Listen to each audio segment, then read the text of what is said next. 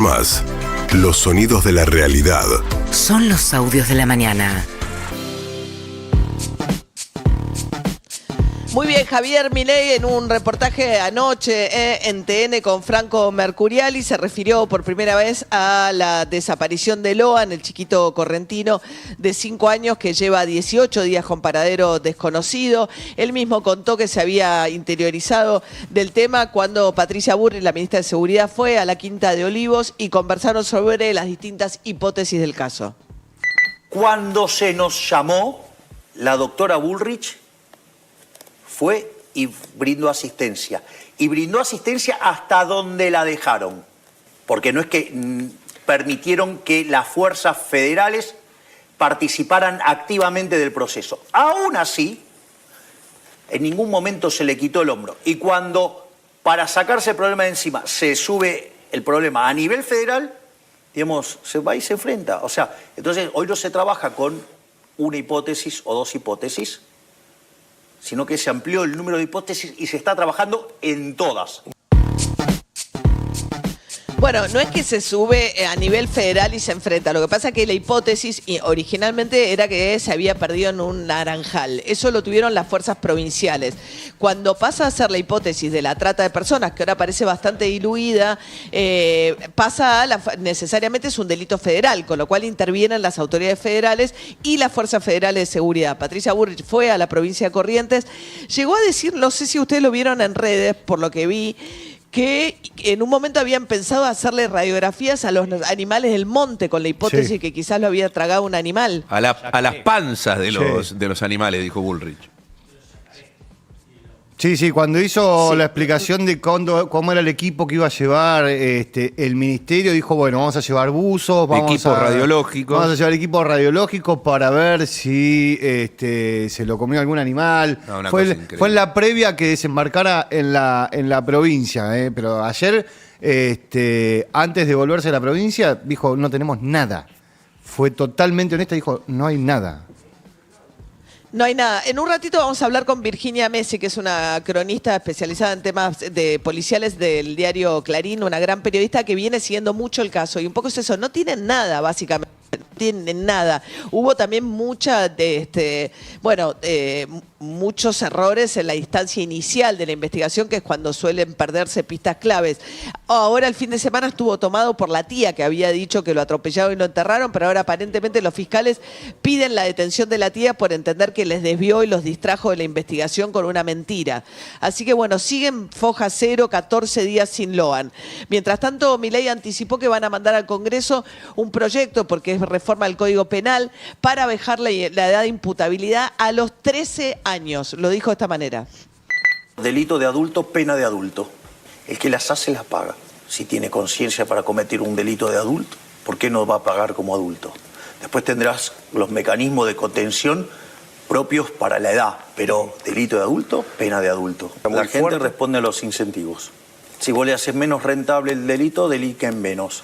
Y en eso estamos nosotros trabajando muy activamente. Y está funcionando. Si no, mirá el impacto que fue que fuéramos a Rosario y dar asistencia. Cayeron los delitos en cerca de un 70%. Mirá cómo funciona. Lo que pasa es que vos necesitas capacidad y voluntad política. Bueno, en el caso de Rosario lo que tuvo que ver fue con cómo cortaron el otro día, ¿no? Puyaro, el gobernador, que están trabajando conjuntamente con las fuerzas federales, el gobernador de la provincia de Santa Fe, cómo le cortaron en realidad la posibilidad de seguir dirigiendo la actividad a los presos desde las cárceles, ¿no? De las bandas narcos. No tuvo que ver con subir penas, sino con con asumir mayor control sobre las cárceles. Milei ahí lo que dice, cuanto más grande el delito baja, no necesariamente, pero de todas maneras, la edad de imputabilidad a los 13 años fue un tema de discusión dentro del propio gobierno y finalmente se impuso la línea más dura, que es la de Patricia Bullrich, por encima de Mariano Cunio Libarona, que decía ir a los 14, no a los 13. La edad de imputabilidad hoy en la Argentina es de 16 años, ¿no? Mientras tanto, con Javier Milei contó que hace 2 semanas que no habla con Mauricio Macri, pero dijo que eso no significa que estén alejados, que de hecho la presencia de Bullrich muestra que hay una estrecha relación con el PRO, pero Bullrich hace rato que ya no, no está del lado de Macri ni siquiera, ¿no? Que está mucho más integrada al gobierno y que había dicho que ella ingresa al gobierno a título personal, no como fruto de una alianza política entre Milei y el PRO. Bueno, sin ir más lejos, no solo que Bullrich está alejada, sino que el PRO y el ala más cercana a Mauricio Macri le vació el PRO de la provincia de Buenos Aires y la obliga a ir a una elección en donde supuestamente la ministra de Seguridad tenía el mayor poder dentro de la estructura del partido de Mauricio Macri. Me parece que por lo que vienen haciendo van a empezar a despegarse un poquitito, no sé si mucho, pero un poquitito de la administración. Macri no habla con Milei, pero ya se juntó 2 veces en los últimos 4 días con De Loredo. De Loredo es el radical, ¿no? Claro. El diputado radical de la provincia de Córdoba. Claro, hay que ver qué pasa con el radicalismo, también el sector, digamos, más pro, porque hay también un sector más a favor de Milei dentro del radicalismo y el que encabeza Lustó, que claramente se ubica en otro lugar. Bueno, mientras tanto, Javier Milei también había anticipado, ya en diálogo con Laje, después de la sanción de la ley Bases, que después de la ley Bases, esta semana le va a tomar juramento finalmente a Sturzenegger, después de los ruidos que había generado que se incorporara oficialmente al gabinete Sturzenegger, un economista que también formó parte de la gestión de Macri, que tuvo diferencias públicas y notorias con el ministro actual de Economía Caputo en aquel momento. Bueno, pero finalmente tuvieron un almuerzo y dice que se pusieron de acuerdo Milei y Sturzenegger respecto de qué tipo de intervención va a tener el ministerio y que esta semana asume Sturzenegger. Es el audio 1, Leo. Estructurales, la semana que viene ya hacemos el nombramiento del doctor Sturzenegger. Vamos a sacar lo que él llama la ley de hojarascas, que son un conjunto de regulaciones que entorpecen el funcionamiento del sistema económico. Son 100 leyes que se eliminan, pero que implican más reformas estructurales que 100 leyes. Bueno, y más allá de las leyes que eliminan, esas tiene que ir al Congreso, pero también anticipó anoche que dado que ahora tiene facultades delegadas, es decir, que puede gobernar por decreto en ciertas materias, el poder legislativo, que es el poder que legisla, que hace las leyes, delegó en Milei a través de la ley Bases algunas facultades extraordinarias en ciertas áreas por el plazo de 1 año. En ese contexto dijo Milei que todo lo que pueda salir por decreto va a salir por decreto.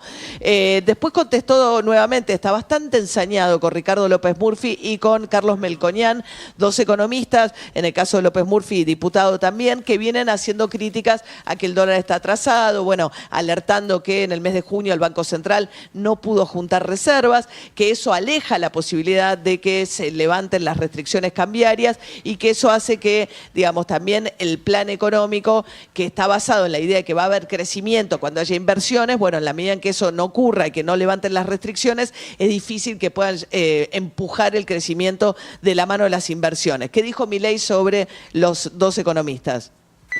Soy liberal libertario. La diferencia es que yo soy liberal libertario y no soy liberal libertarado. ¿Ok? Digo, es una diferencia no menor porque hay algunos que viven en Narnia. Entonces, digamos, y que le hacen mucho daño a las ideas de la libertad, porque como vienen en Narnia, se olvidan de las restricciones y entonces proponen estupideces. Entonces, ni es cierto lo que dice el fracasado de López Murphy y tampoco es cierto lo que dice el resentido fracasado de Melconian, que además son parte de la decadencia argentina. Bueno, en ese contexto, hoy se van a reunir los titulares de los bancos, los CEOs, con el presidente del Banco Central, Bausili, que dio una conferencia de prensa junto a Caputo el viernes pasado. Y en esa conferencia de prensa, Caputo dijo que no hay plazos para levantar las restricciones cambiarias y que no va a haber un nuevo salto evaluatorio. Queremos dar mayor certidumbre y mayor solidez aún al programa económico para que de alguna manera deje de haber ansiedad con respecto a cuándo va a ser la salida del cepo cambiario. Alguno dirá, se están enamorando del cepo. No ese es el caso. Lo que nos hemos enamorado es del orden macroeconómico, que va a ser una etapa de crecimiento y de salida del cepo, en la cual, como ya he dicho muchas veces, no nos hemos fijado una fecha. Bueno, luego también habló acerca de Milei, de qué pasaría si encuentra a algún ministro o algún funcionario de su gabinete en alguna situación irregular. Es el audio 6, Leo, fíjate cómo lo decía. Cada vez que hubo una sospecha / sombra de corrupción sobre algún miembro del gobierno, fue eyectado absolutamente. Es decir, yo, digamos, encuentro a alguien con la mano en la lata, no tengo ningún problema de ponerle un cañonazo en la cabeza. El que las hace, las paga. Digo, casi que sería un esquema persa, ¿no? Digamos, o sea, y sí, te agarro robando, te corto la mano. Bueno, ¿no? Latigazos, cortar la mano, un revólver en la cabeza. Bueno, así se expresaba el presidente Javier Milei respecto de la posibilidad de que alguien cometa ilícitos en su gobierno. De todas maneras, ya hay 2 denunciados en la Oficina Anticorrupción por Petovelo y por Bullrich, que denunciaron a sus segundos, ambas 2 ministras. Bueno, mientras tanto, en el mundo hay una gran conmoción por el resultado de las elecciones en Francia. Marine Le Pen, la diputada francesa, celebró el triunfo de su fuerza, que quedó en primer lugar en la primera ronda de elecciones legislativas. Va a haber un balotaje, pero es una fuerza que crece y crece. Es una división un poco en tercios, pero donde el tercio de la extrema derecha es cada vez más significativo en Francia. En un ratito vamos a profundizar un poco. Después hay una alianza entre la extrema izquierda y una izquierda más moderada. Y en tercer lugar quedaron las fuerzas del gobernante moderado Macron. ¿Qué dijo Marine Le Pen anoche? Mis queridos compatriotas, la democracia habló. Los franceses eligieron la reagrupación nacional y prácticamente borraron al bloque de Macron. Necesitamos una mayoría absoluta para poder llevar adelante las reformas que queremos llevar. Bueno, adelante. Vamos a ver cómo se configuran ahora María, las alianzas para el... Sí. Porque decías que Milei, y lo dijo ayer con Mercuriali, no va a ir a la inauguración de los Juegos Olímpicos, a los que fue invitado. Él dejó un término que quedó ahí medio flotando en el aire. Nos sugirieron que no fuéramos a la inauguración de los Juegos Olímpicos. Yo no sé si esto tendrá vinculación con lo que pasa ahí a nivel legislativo y además las manifestaciones que siguen teniendo los futbolistas de Francia. Ahora fue Jules Koundé el que otra vez dijo que la extrema derecha justamente no le da nunca igualdad ni posibilidades a los más humildes. Pero él utilizó el término sugirieron.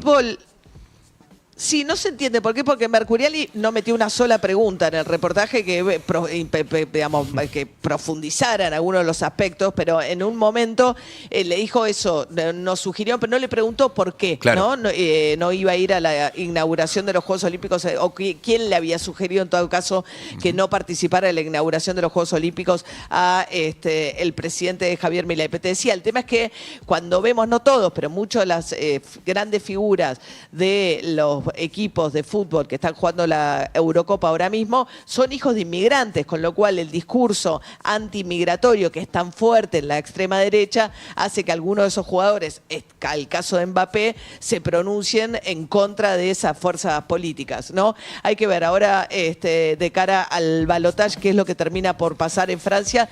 Sería realmente muy histórico que finalmente terminen gobernando en Francia la ultraderecha. Estamos hablando de la segunda economía más importante de Europa. 7:16 de la mañana.